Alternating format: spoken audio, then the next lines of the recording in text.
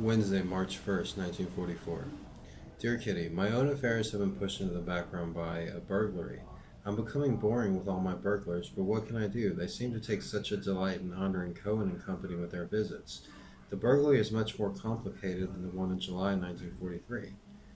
When Mr. Van Daan went to Kraler's office at 7:30, as usual, he saw that the communicating glass doors in the office door were open. Surprised at this, he walked through and was even more amazed to see that the doors of the little dark room were open too, and that there was a terrible mess in the main office. There has been a burglar, he thought to himself at once, and to satisfy himself he went straight downstairs to look at the front door, felt the Yale lock, and found everything closed.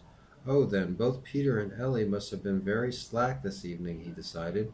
He remained in Kraler's room for a while, then switched off the lamp and went downstairs without worrying about either the open doors or the untidy office.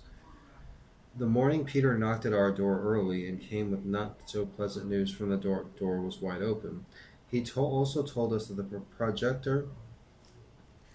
projector and the Kraler's new portfolio had both disappeared from the cupboard. Peter was told to close the door. Van Daan told us of his discoveries the previous evening, and we were all awfully worried. What must have happened to this that the thief had a skeleton key, because the lock was quite undamaged?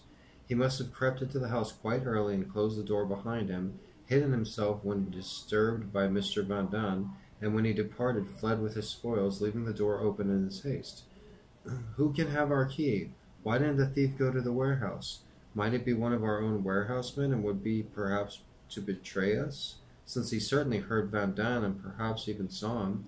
It is all very creepy, because we don't know whether this same burglar may take it into his head to visit us again, or perhaps it gave him a shock to find that there was someone walking about in the house. Yours, Anne. That was Wednesday, March 1st, 1944.